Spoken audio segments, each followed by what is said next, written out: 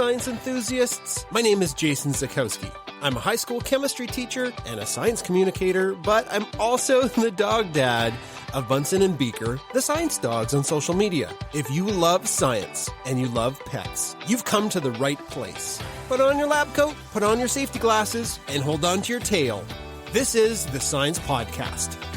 Hey everybody, welcome back to the Science Podcast. We hope you're happy and healthy out there. I didn't know if I'd get to the podcast this week. It's been a very exciting week and exhausting week for the science nerds with the photos from the James Webb Space Telescope. I'm going to call it the JWST from now on, so that's what I'm referring to. The pictures are just so profound, and that's going to be one of our news items this week. And in pet science, we're going to look at grief from the loss of pets. It's a sad topic, but there's some good information there for how to grieve, how to heal. Our guest this week is musher and adventurer Robert Forto. It's a really cool conversation. It's totally different than the average one that we have on the podcast, and I can't wait for you to hear it. Hey dogs, what does a sled dog tell another sled dog before they tell a joke? This joke will slay you. Okay, that's so bad. All right, on with the show. Because there's no time like science time. This week in science news, we're going to talk about the JWST photos that were released by NASA. The first one actually was a surprise. It was released by President Biden, and that was kind of a shock. They released them early. And that photo is, Hubble had this deep space image or the deep field. This is the JWST's clap back to that. I couldn't stop staring at this photo when they released it, and I got a high-res download. It shows a cluster of galaxies 4.6 billion light years away. And because the closer galaxies warp space-time due to their gravity, they bend and they twist the light behind it, magnifying it, allowing them to look at galaxies that are 13 billion years old. The Big Bang is postulated to be 13.8 billion. So this is looking back in time to nearly when everything began. And aside from the beauty of the picture, it's just like seeing the bending of light, seeing these ancient galaxies that probably aren't there anymore. There's probably 1,000 galaxies in this photo. If you've seen the photo, everything that doesn't have spikes is a galaxy. And those galaxies contain millions, maybe billions of stars. And each star, like when we look at them with our telescopes here on Earth, they have planets around them. So there's trillions of planets per galaxy, trillions and trillions of worlds. I'm looking at it right now and my mouth is agape. Another really amazing photo is the Cosmic Cliffs, which is just part of the Carina Nebula. This is relatively close to Earth compared to that last photo. This is 7,600 light years away. And a nebula is where little baby stars are born. And you can see them popping into existence in this photo. You can see the gas clouds. You can see galaxies peeking through the gas clouds. When they were talking about it on the news brief, the person that was pointing out this picture was like, we don't even know what this is. So there's like these structures that experts who are looking at the photo are totally bamboozled by. And again, it's so gorgeous. I want a poster of this Carina Nebula photo. Other photos that are just as cool is like an exploding star that's forming a new nebula around it with this bright point of light in the middle, which is another star. It's so cool. And there's two different photos of it that showcase the different wavelengths of light that the JWST can see in. There's a cosmic ballet of 4 different galaxies. But a couple things that are really cool is not even the photo, but the spectral analysis technology on the Webb telescope. It took readings of an exoplanet, and those readings give a spectrum of the different gases on the planet as it goes in front of its sun. And they found water. This is a hot planet, so it's not like Earth. It's more like Jupiter, except it's super hot. And Jupiter, of course, has like methane and different types of hydrocarbons and ammonia. This one has water vapor. So water vapor clouds, but really hot. These are just the first pictures I watched video after video of my fellow space science communicators. Just their mouth was agape looking at these photos. They're so cool. The JWST is unfolding the galaxy as we speak, and we're all going to be a part of it. I can't wait to talk more about it on the podcast in future episodes when new photos are released. That's science news for this week. This week in pet science, let's talk about things that could help get over the loss of a pet. I don't know if you can get over the loss of your pet. Maybe coping with the loss of your pet. One issue, I guess, of running a really big account on Twitter that deals with dogs and is we get DM'd like daily about a sick dog or a dog that has passed on. This is awful. I feel for those families. We lost Callan, our beautiful golden retriever that we had before Bunsen, and it's so unfair that dogs don't get to live as long as humans. They're creatures that we love and we will outlive. So what are some strategies for dealing with the loss of a pet? This comes to us from a literature review in the Journal of Applied American Welfare Science. So for those of us who are among the unlucky, well, not really unlucky because we're so lucky to share our lives with these creatures. But for those of you listening that have lost a pet, it's awful. It's horrific. And one thing that's coming into focus is that memorials for pets can be a really good way to help cope with their loss and do the grieving process. It's something I kind of wish we did for Callan. She just kind of got sick, super sick over a course of a week. And then the diagnosis was awful. The diagnosis was she was dying, and she was in pain. We euthanized her, and her body was cremated, and we grieved, and that was the end of it. So one of the things they suggest is, as humans hold memorials for the loved ones that we've lost, any kind of funeral, a life celebration, or a big funeral, or a big Catholic funeral, as Chris would call it, memorials for pets can be really good for the mental health of those who are suffering with the loss. Some things to do that help with the memories of pets is if you can have a paw print made of them and keep it. Paw prints do serve as a gentle reminder of the pet, and its presence is still in your house.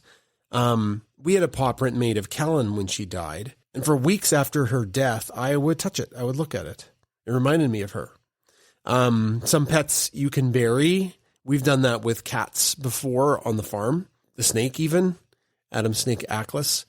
Or pets can be cremated and the ashes can be spread. That's what we did with Callan. Chris kept some of Callan's fur, and that's also in this literature review. Also, their favorite toys can be passed down to the next pet that you get. One of the things that warms my heart the most about some of the very little baby photos of Beaker is she is wearing Callan's baby collar. In this literature review, there are some other unique ways to help remember your pet. Their ashes can be turned into types of glass. Pet portraits can be made. Music can be composed. Books of remembrance can be printed off the internet. All of those things help with the grieving process. And it's something that the literature review makes a point of saying is that pet loss is just as real. And for people that don't own pets, this is hard for them to understand and get, but pet loss is just as painful as the loss of a loved one, a human. And you're expected to get over it quickly because it's just a pet, but they're not. They're part of your family. Research in the study showed that all of these different types of pet memorials, they do help people manage their grief in surveys before and after, like the memorial. So I'm sorry if this story made folks listening sad.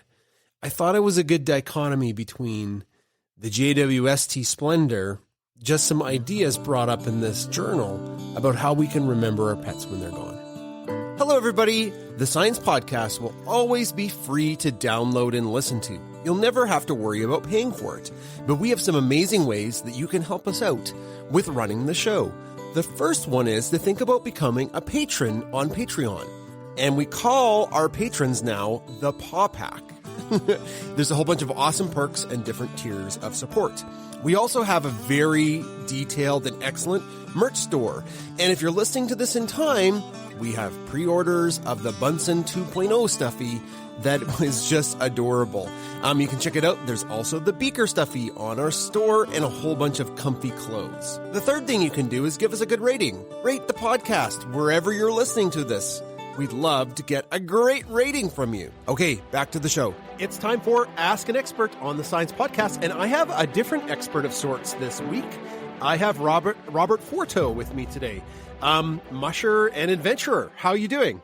I am fine, Jason. Thank you very much for the time to be on your podcast. Yeah, I'm excited to talk to you. Definitely there's some science in what you do, but also a big part of what you do, you interact with dogs. So that's right up the alley of the Science Podcast. Where, if you don't mind me asking, where are you in the world? We live in the wilds of Alaska, Willow, Alaska, about an hour and a half north of Anchorage. Okay. Have you lived in Alaska your whole life, or have you moved there? No, we are a transplant. We lived in Denver, Colorado area for about 15 years before heading up to chase that crazy Iditarod dream. The Iditarod dream. Okay, we're going to get to that in a second. Do you have a hard time explaining to people what it's like to live in Alaska? Because Alaska's even more north of where I live in Alberta, Canada. You know, is that a hard thing to get across to people? I don't think anymore, because there has been so many reality shows about Alaska in the last few years, but I have to break everybody's bubble, and most of them are fake. Oh, okay. So some of the stereotypes don't hold up. Except for those negative 30 temperatures in the winter, I would say most of it's probably made for television. Gotcha. So, Robert, can you talk us through a little bit of what you do with mushing? You mentioned the Iditarod drain. How did you get into mushing in the first place?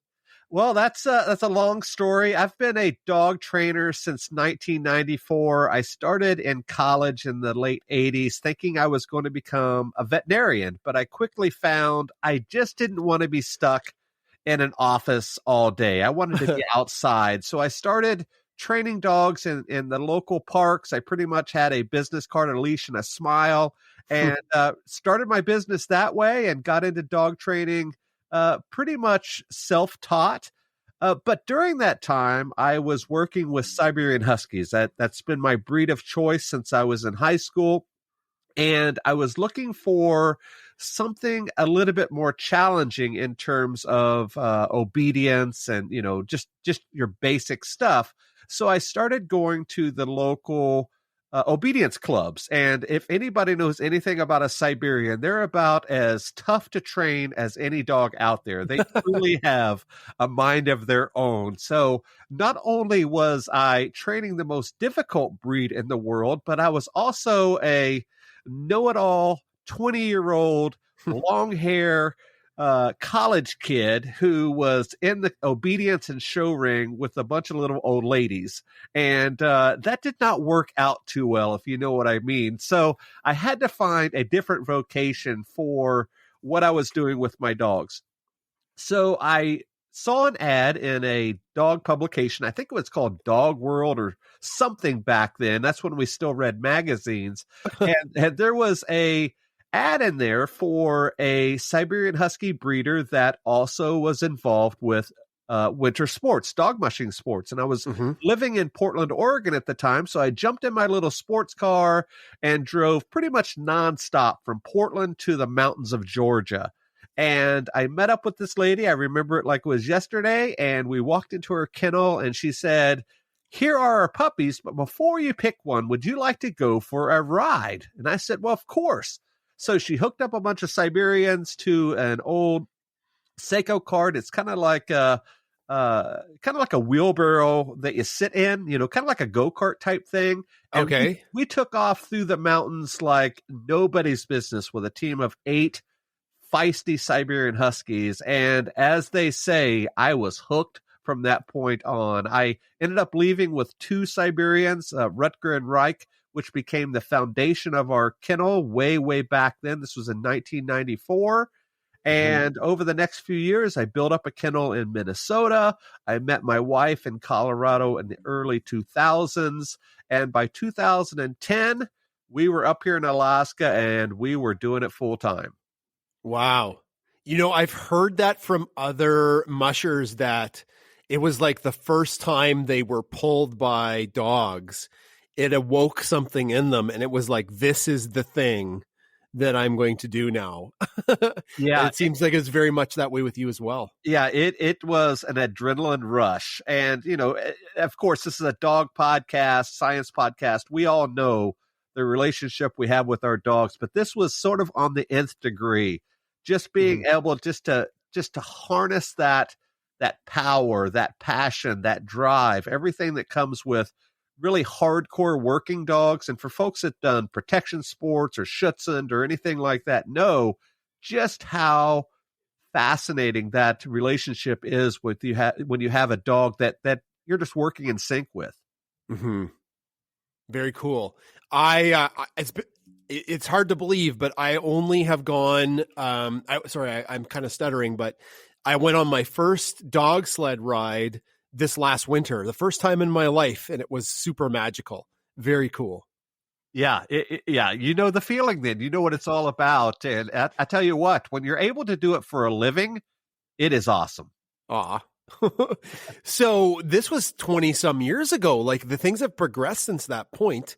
Can you talk to us maybe a little bit about some of your favorite stories from your time working with dogs in the mushing sports? Oh my goodness. I have so many stories, but one I love to tell is just being out there sort of on your own, doing your own thing. And a couple years ago, I was doing Iditarod qualifier. It's called the Goose Bay 150. And it's a 75-mile out. And then, of course, you turn around and you come back. But at that 75-mile marker you're literally in the middle of nowhere at an old roadhouse called Yentna Station. And having a group of really slow sled dogs, I am not going to win any races by any stretch, but I had a bunch of really slow sled dogs. So I was one of the last mushers to pull into the checkpoint, and all the other mushers are inside in the checkpoint. They're sleeping. They're doing their thing. And here I am in the middle of the night and getting ready to do my chores. And part of dog mushing is taking care of the dogs when you get to the checkpoints, of course. Mm-hmm. And I remember I fed and laid the dogs down, and I was getting ready to settle in myself. And what I typically do is I just lean up against the side of the sled and throw the parka over my head and get a little bit of sleep. And I remember I could feel the snow kind of hitting my face, and I looked up, Jason, and I saw some of the most miraculous northern lights I'd ever seen in my life. And there I was in the snow, in the middle of nowhere, in the middle of the night. And you just look up and you see that, and it's just a scene that I'll never forget. It was truly that romantic, hardcore mushing experience that everybody just dies for. You read a book about, and you're like, wow, this is somebody's clearly making this up, but it's not. It's true for you and for many others. Yeah, I've seen the Northern Lights many times. Most often, I'm sitting in my lazy boy in the living room, but to be out there with the dogs on a race in the middle of the night, perfectly silent, it was just something that I'll never forget. Oh, very cool. Yeah, we are lucky where we live. We do get to see the Northern Lights, and explaining that to people who don't get to see them, that's another very cool aspect of living just a little north of the average person in the United States or Canada. Yeah, I think most people think that they can come up for vacation and they will see them every night, and that's just not the case. No, they're rare. Yeah, not only does it happen at 3:00 in the morning, so you have to be up all night to see it, but it's obviously a rare occurrence, and it's a beautiful sight if you ever get a chance. Yeah. I've got an app on my phone called Aurora Watch. So when there's a higher chance of, XYZ happening, I'll wake up for it. Oh yeah, yep. I have the same app myself. So, Robert, I have a question for you. You've done Iditarod training. Have you raced in the Iditarod? Not yet. Not yet? Okay. We're still chasing that crazy dream. As I mentioned at the top of the show, we moved up here in 2010. My kids were still young. They were still in high school at the time. And my daughter, Nicole, was still very much involved with dog mushing, and she wanted to do junior Iditarod, so she ran that twice. So we did a lot of training for her to do that. And then, of course, she went on to college, and I went back to college myself, where I still am 7 years later, now in a doctorate program, which is story upon story of itself. But I'm still there. And one thing interesting about that, Jason, is the oldest person to ever run Iditarod, I believe, was 79 years old. So I'm 51 now. So I have a few years to go before you got time. Before I'm the oldest guy to start the race. So I just a couple questions. When you talk about training dogs for the Iditarod, or for mushing races or competitions, for the average person, that is super nebulous and difficult to wrap their head around. Could you break that down a bit? Like, what goes into training a dog or dog team that the average person maybe wouldn't think about? It's not necessarily training. It's more of a lifestyle. It's something that we do. We're thinking about 24 hours a day. We spend about, I don't know, 2.5 hours in the morning just doing chores. And then we do that in the evening. So it's very similar to sort of living on a farm. I was going to say like dairy farmer. Yeah, you're taking care of animals all the time. So not only are you doing your basic chores, but you have to do maintenance on everything and make sure all the husbandry is there, the vet care, all that sort of stuff.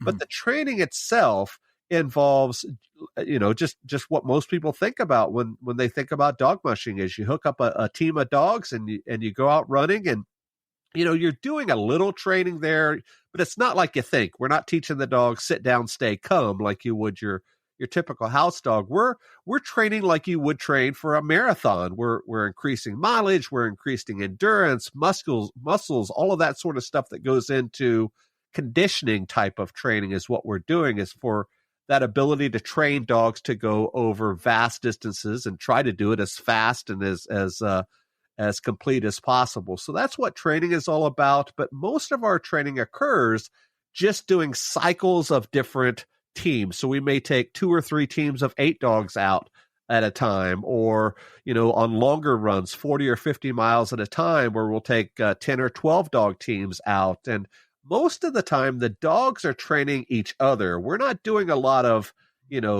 training Max or Spot or Django or whoever the dog's name is to do particular commands.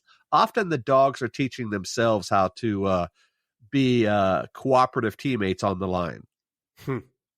When I talk to Blair Braverman, I don't know if you know Blair. Yes. Blair, yeah. So one of the things that she mentioned, and I just wanted your perspective on, is like the dogs that do this kind of work, it's like it's their favorite thing in the entire world.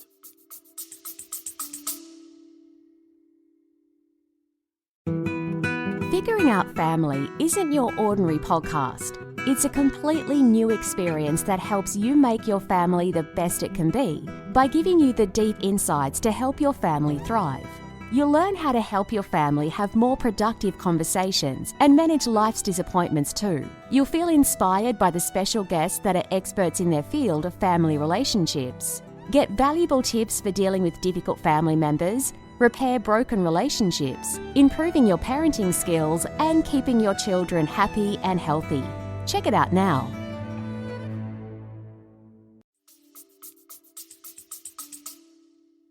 Oh yeah, they live for it. And I tell you what, Jason, when they see that harness, or when they see you pulling out the sled from the barn, they are psyched. I mean, it's like it's like a kid at an amusement park. They are raring to go. They're singing, they're dancing, they're jumping up and down, they're running around on their circles. And I tell you what, when you put a harness on those guys, it is truly unleashing a monster. They're ready to rock and roll. And it's interesting because you see a little bit of of sadness, if you will, if the dog doesn't get to go. They kind of sulk and yeah, kind of hold their shoulders up, saying, "Man, I didn't get to go today." It's sort of like the kid that doesn't get picked for the team at recess. Oh, And poor dogs. yeah, it's tough, but we give everybody a chance. So everybody has to play their turn, but you can definitely see it is something that they are truly bred to do.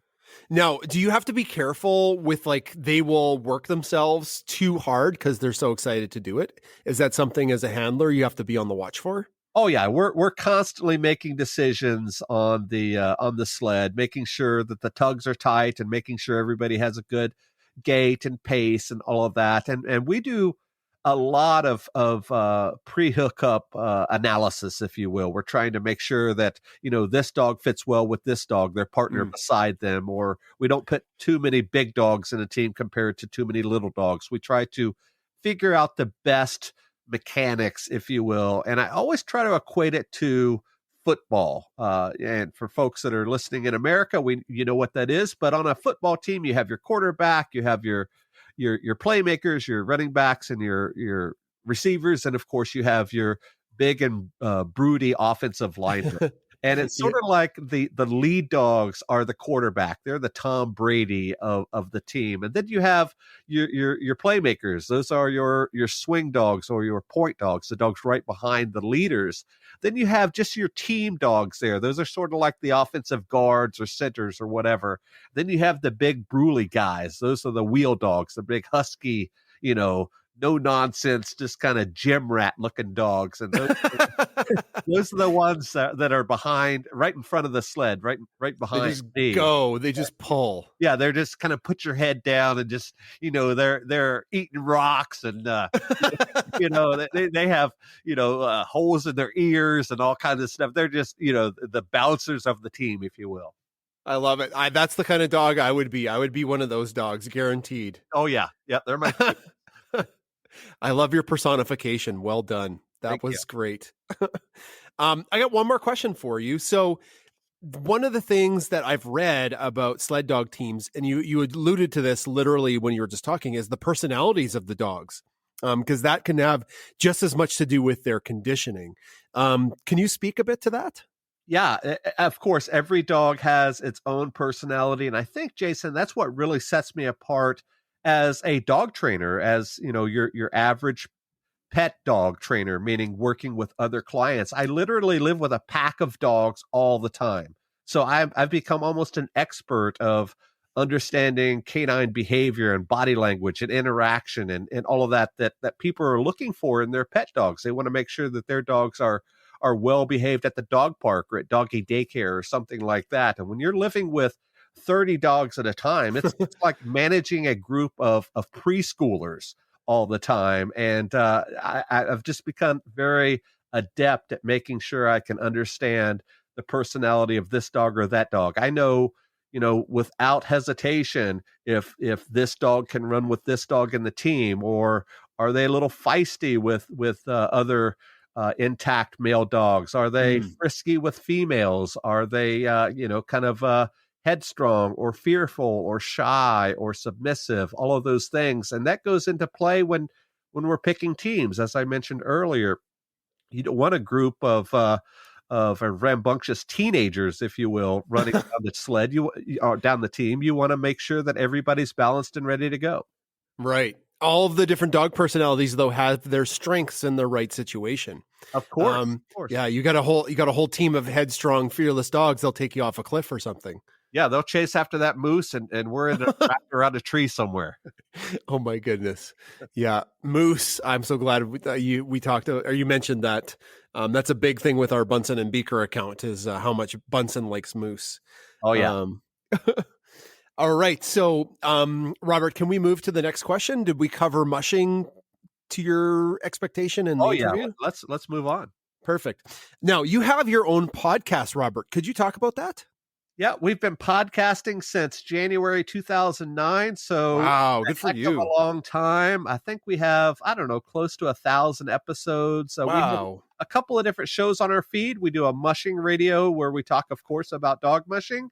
But our real flagship show is DogWorks Radio, where we're giving dog training advice and tips and tricks and that sort of thing.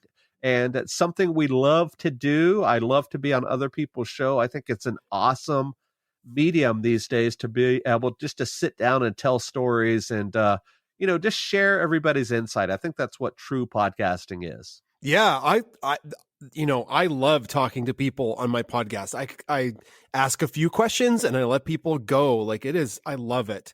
But your one podcast is information based. Do you have other guests on where you kind of have back and forth on Dog Talk Radio, DogWorks Radio? Yeah, we've done the gamut. We've had authors and filmmakers and other dog trainers and scientists and, the whole 9 yards. So we try to pepper in a little bit of a mixture of everything where we're doing sort of those tips and tricks shows. And of course, our inbox is constantly flooded from agents and publishers saying, hey, can you have on Mary Smith to talk about her new book? And I have bookshelves full of dog books where people have reached out to us and oh, good for you. And want to be on this show. So I love talking to those people and, share the wealth, if you will. That's what podcasting is all about, giving everybody a little bit of promo. And I think that's what it's all about. Is your podcast on all major podcast players? Like if somebody searched for it on Spotify, would it be there? Oh yeah, we're okay, everywhere, perfect. I believe. Yes. Yeah, gotcha. Good deal. Okay, so folks, we'll have a link to Robert's podcast in the show notes. So if you're just a click away from at least one source, we can't put them all, but of course, yeah, awesome. So as we were talking before the interview, this is going to be I'm curious about this. You are going scuba diving, or you're in a cage with sharks coming up here. Could you talk a little bit about this? Yeah, I recently finished a master's degree in outdoor leadership. I graduated in 2020, and my wife asked me, what do you want for a graduation gift? And I said, well, how about cage diving with great white sharks in Mexico? And she said, let's do it. And of course, that was right before COVID hit and all the lockdowns occurred and all that. So we've been on hold for this trip since the fall of 2020, and we're just now getting ready to go. We're heading out in October. My wife and I got scuba certified around that time, early 2000 or so. And we're heading down for a week in Guadalupe Island, which is, if you've ever watched Shark Week on Discovery or anything like that, they do a lot of those documentaries down there, right there on the boats that we will be on. And we're going to spend a week down there getting our fears handed to us, if you will, in terms of true sharks. And this has been something I've wanted to do since the early 70s. I've always been fascinated by sharks. When I saw Jaws the first time, I think that was one of the first movies I ever saw in the movie theater. And I have been fascinated by those creatures ever since.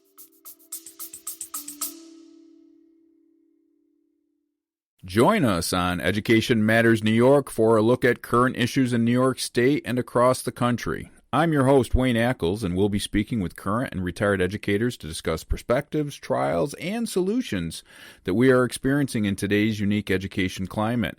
Education Matters New York is available across the podcasting universe. Give us a listen. So you're scared but curious about this experience. I think my wife's a little bit more scared than I am. Okay, because I'd be a little scared. Yeah, I don't think she'll tell you that. She'll just do whatever, just so we can do stuff together. But I am definitely curious. I am definitely pumped for it, and this is going to be a true bucket list item that I've been thinking about for 45 years now. Nice. Well, that's exciting. If after you go, you should send me some photos if you don't mind. If you take some, we'll use it in the promotion of this episode. I will. Nice.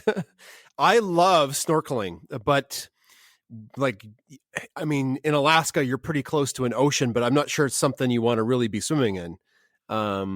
Yeah. We got certified in scuba diving here in Alaska in February. So in the middle of winter down in Whittier, Alaska, and this is another quick story, Jason. When I was down for my dry suit certification dives, like I said, middle of winter, February, and we were about 40 feet down. And I remember looking up at the surface, and you could see the snow falling on the water surface above you. And I thought it was such a cool thing to see. And I remember coming up and I said, "Hey, did anybody see this?" And it's actually something that they call margarita snow. And it's truly like you're in the bottom of a margarita glass and you're looking up and you see that sugar or that foam or whatever as it's hitting the top of the glass. And it was a very cool experience, but a little bit cold as well. I think it was 34 degrees or so on the surface. But of course, when you're down there in a dry suit, it's cold, but it's something that you get used to. Yeah, we routinely, well, not routinely, we try to get out there every year, every 2 years to Vancouver Island to do surfing. So you wear a wetsuit. It's not quite a dry suit, though. Of course, yes. Yeah, but it's a little chilly without it, for sure. Yes. Well, I wish you the best of luck. Sounds amazing. Sounds fun. We have a couple standard questions on the podcast that we get into with our guests. And the first one is for a pet story. It's ironic because we're talking to you about dogs and mushing and sharks. I don't know if you consider a shark a pet, but we'd love for you to share a pet story with us. All right. I have, of course, 36 of my best buds down in the kennel. I love every one of them, but my true best bud, his name is Bodhi. He's a Siberian Husky. He's 11 years old. He's one of the very few sled dogs that loves to come into the house, and he is the true typical house dog. And every night, Bodhi and I will head up to bed together. He sleeps in our room, and every night we share a handful of Skittles together, Skittles and candy. And I tell you what, Jason, he absolutely loves Skittles. Oh my goodness! Yeah, and he knows when it's bedtime. When we turn the TV off and get ready to head upstairs for bed, he is racing up the stairs, and you'll find him sitting on the corner of the bed, ready to get his late night snack. What happens if you run out of Skittles? Oh my goodness! I always have Skittles. It's like okay. It's like grandma with a candy jar on the coffee table. You never run out, and you know I've even taken a bag of Skittles on dog sledding runs or overnight trips, and not only do I share the Skittles with him, but I'll share a 2 or 3 with the other sled dogs as well. Sort of that little pick me up treat, if you will. I love it. That's just such an odd treat for a dog. Like they love. I mean, the average dog does like sugary stuff. So that's funny. Yeah, I'll have to let Bunsen and Beaker try some Skittles. Yeah, I'm a dog trainer, but hey, it's like a plumber. You can't be on call all the time. You have to let your guard down every once in a while. And I'll let my dogs on the furniture. I'll let them sleep in the bed if they need to. And I'm not remiss to give them a little bit of sugar if I have to. So can you taste the different flavors of Skittle?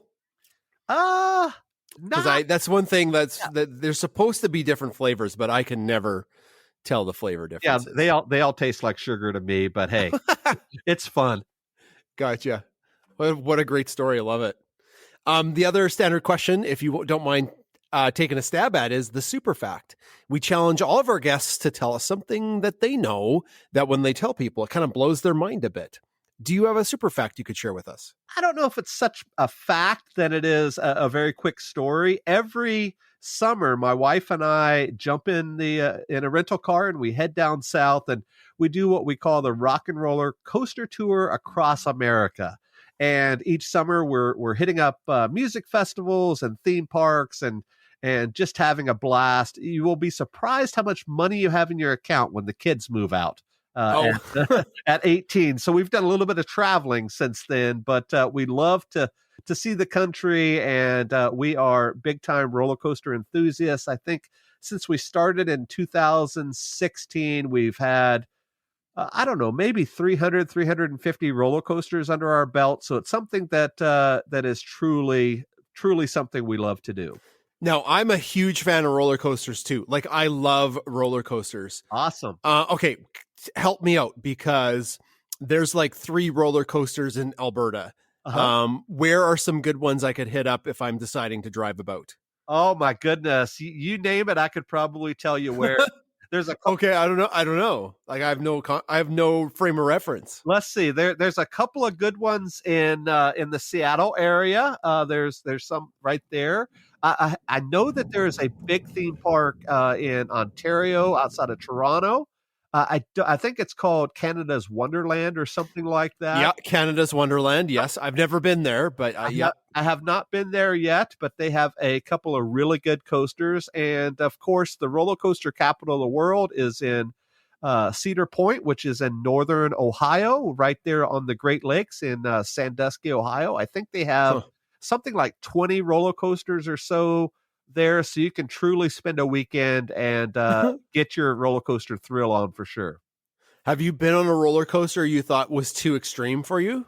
Oh, every year they come up with new ones, and I have my favorites. My favorites are the old wooden ones. Oh, I love those ones. Yeah. They are the best, and I've ridden on some of the oldest ones in the United States. There's a couple of really old ones in Pennsylvania that we did. We've been on the Cyclone at Coney Island in New York a couple of times, and they're definitely not the fastest, but they have a heck of a lot of history behind them, and it's just something about those old school ones that I really like. They have one I've been on a bunch of times in Vancouver, and it's a wooden roller coaster.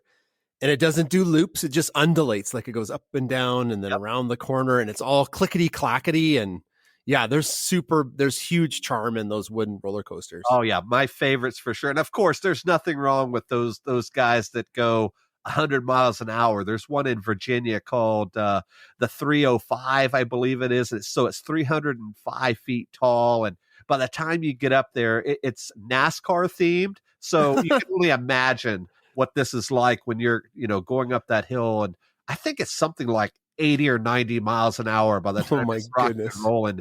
And you literally black out on that. It's so fast and so many, quick turns and all that. You'll get off that roller coaster and say, what the heck happened?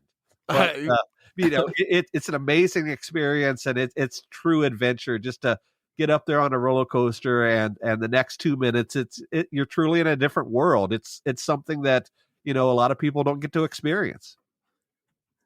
No, that's true. If you don't live near one, you got to drive a ways. It just depends on where you live in the world, right? So a couple tips from somebody who is a pro roller coaster rider: food before or food after?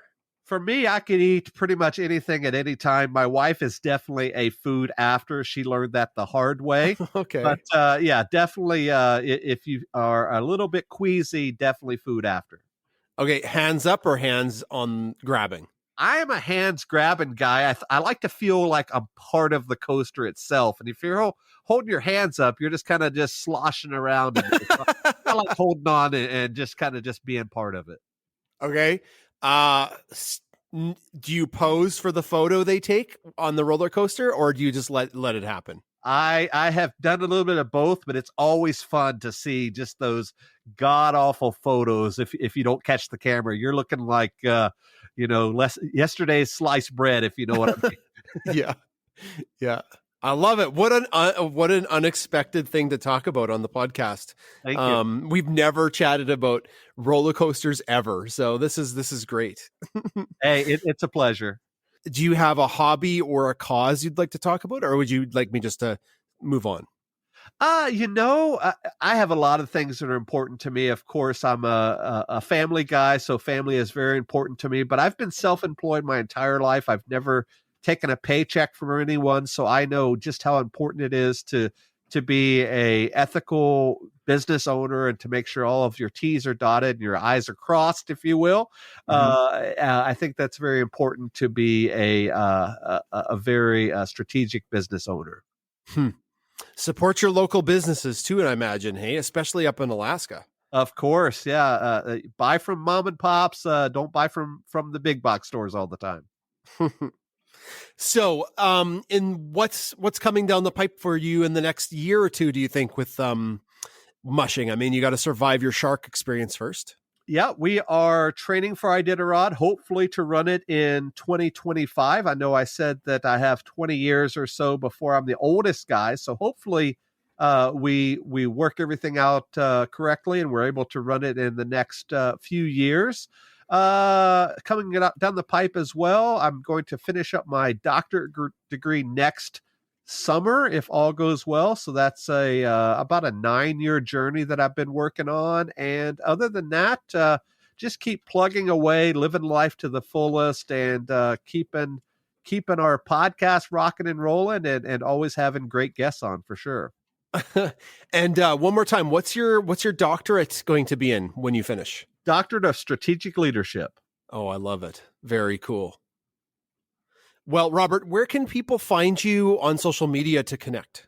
I am on just about every social media. You can find me at Robert Forto. That's Forto. Perfect. Robert Forto. Same for like Twitter, Instagram, any of those? Just about any of them. I don't think I'm on Snapchat. I'm a little old for that, but everything else I'm on for sure. Oh, I couldn't figure out Snapchat. I think it's on its way out. Thank goodness. I didn't have to learn it. All right. Also, you have a website, so I'll make sure that website is linked in the show notes as well. Thank you. Robert, this has been a great conversation. I've been smiling from ear to ear, which is tough to get across in audio medium, but thanks for being on the show today. Hey, it's my pleasure. I'm glad we're able to connect, and look forward to continuing the relationship in the future.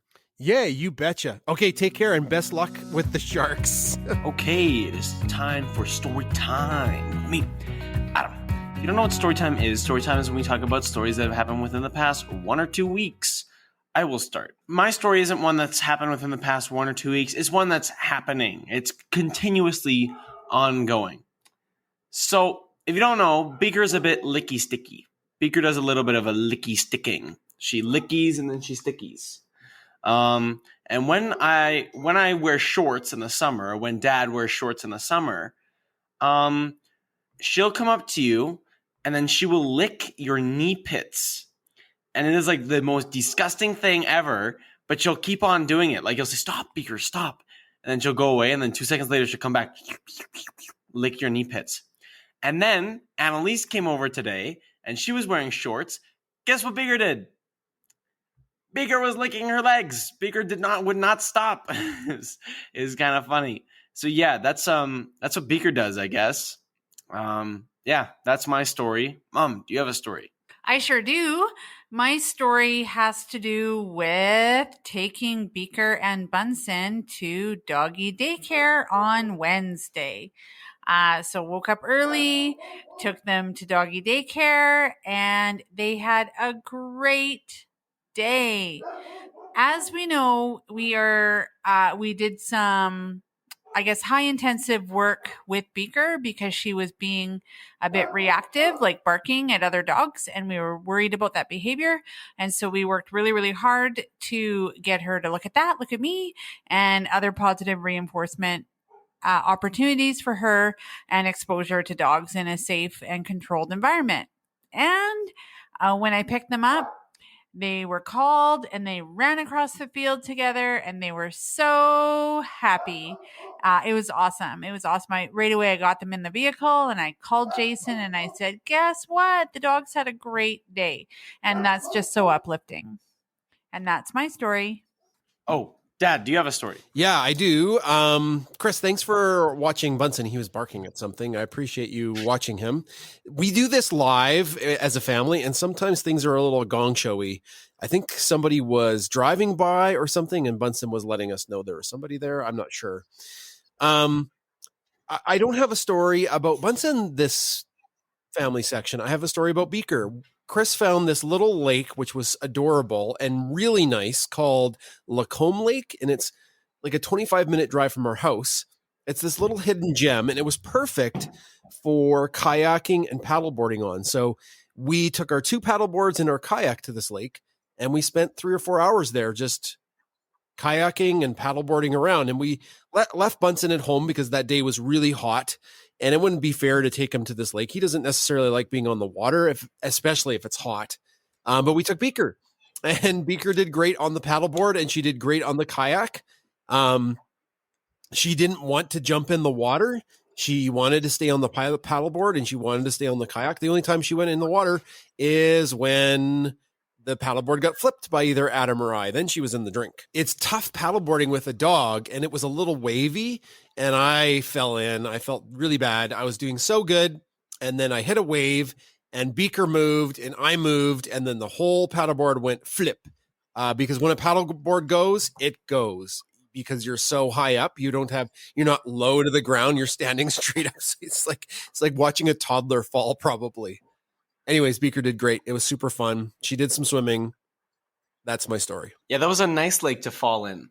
Unlike the freezing cold mountain lake that we went to, and you're like, oh, let's put Beaker on the paddleboard. Yeah, Beaker on the paddleboard plus mountain lake was a little bit not fun. Okay, that's the end of story time. Thank you guys for listening. I will see you guys on the next podcast for story time, or maybe mailbag. Who knows? You didn't hear it from me, though. I'll see you next time. Bye-bye. Well, that's the end of another Science Podcast episode. Thanks so much for listening this week. And special thanks to our guest, Robert Forto, who talked to us about mushing and some of his wacky and scary and, making me kind of jealous adventures.